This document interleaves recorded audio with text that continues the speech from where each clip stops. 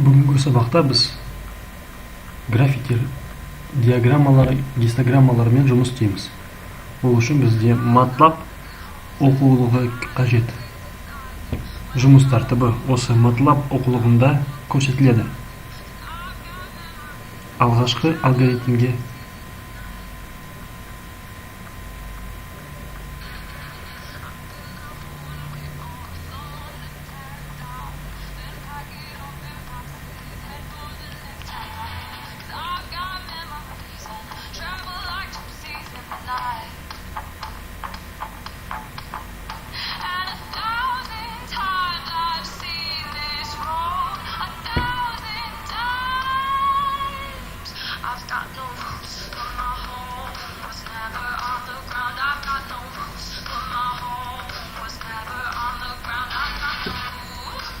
Бұнда енгізілетін код MATLAB оқулығында көрсетіледі. Графиктер, диаграммалар және гистограммалар тақырыбында. Бізде алғашқы фигура шықты. Бұл диаграмма. Екінші алгоритмді бастайық.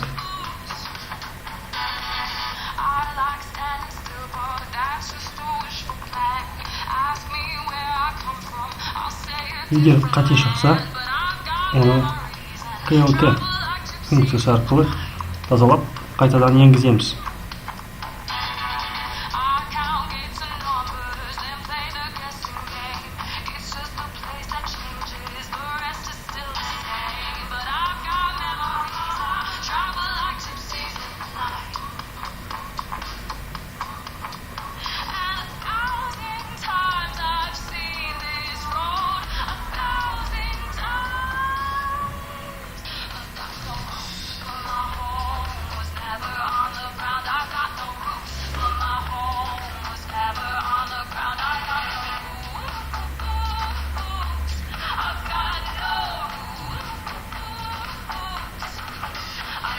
Py функциясы арқылы пирог. Біз пирог тәріздес диаграмманы шығара аламыз. Егер қателер шықса, берілетін мәндерге назар аударайық. Бізде осындай фигура шықты.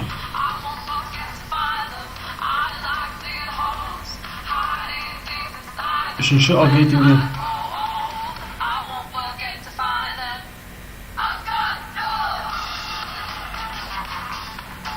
енгізілетін мәндер мен алгоритмдер MATLAB оқулығында, диаграммалар, графиктер және гистограммалар тақырыбында көрсетілген.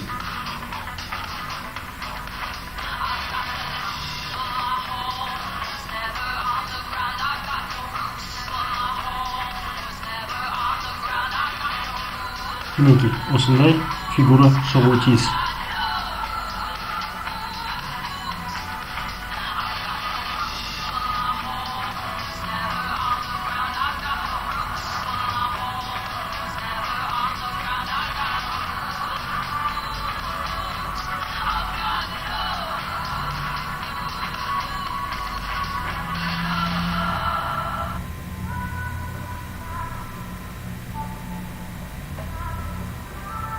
Берілген мәндерді енгізу арқылы біз керек фигураларды шығара аламыз.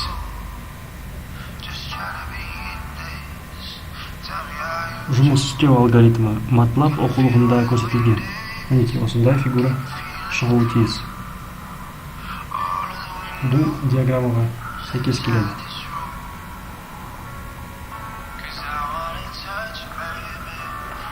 Енді төртінші алгоритмді бастайық. График құрайық.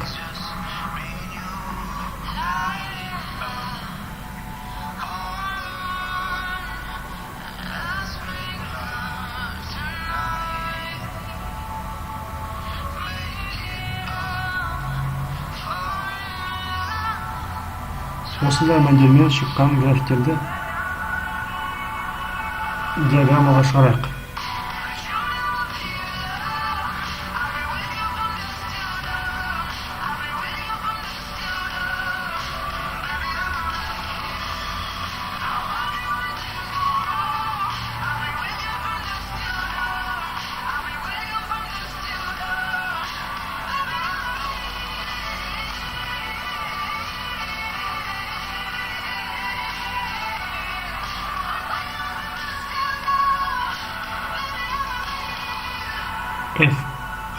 xfxg аркылы осындай фигура шығуы тиіс.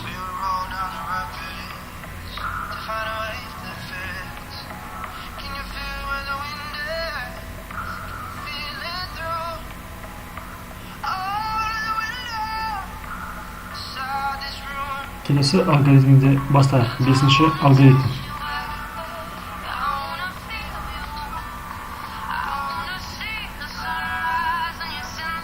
Екі функцияларды салыстыруымыз қажет. Ол үшін x мәнін енгізіп,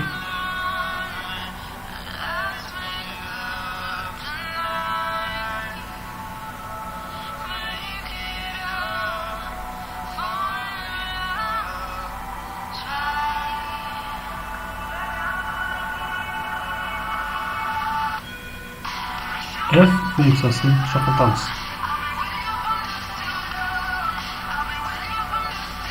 Жаңа енгізілген функциялар MATLAB сол жақ терезесінде көрсетіледі.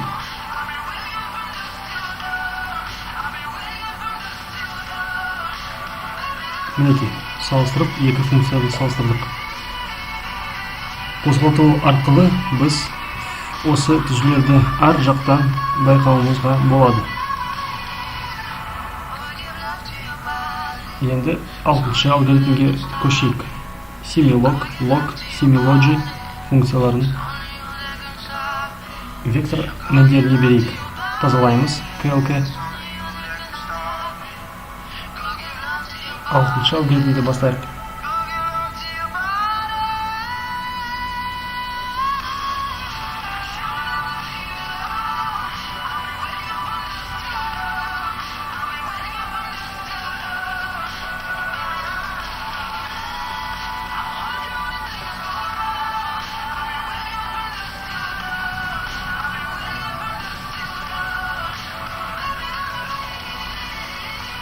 Similog функциясы xfxg арқылы осындай фигура шығарылады.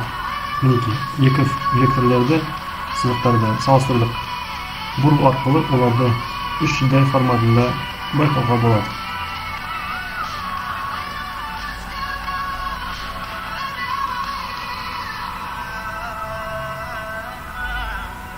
Тазалаймыз.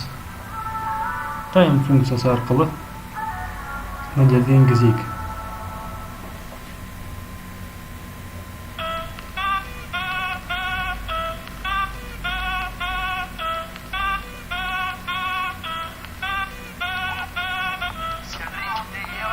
Жашаларды енгізуді ұмытпаңыздар.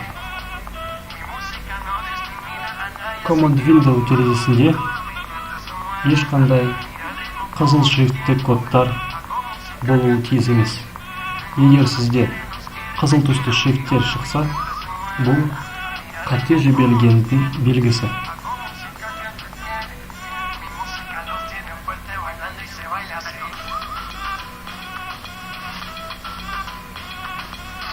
Барлық енгізілетін кодтар MATLAB оқулығының гистограмма, диаграмма және графиктер тақырыбында көрсетіледі.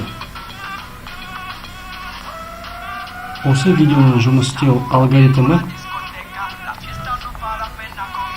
MATLAB оқулығы арқылы жүргізіледі.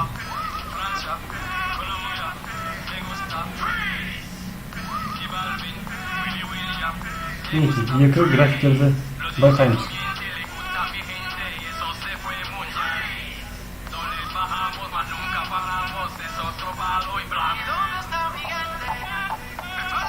Grid on функциясы арқылы графикті шығарамыз. Тайтлға суточные температуры атауын береміз. Суточный температура атауы шықты.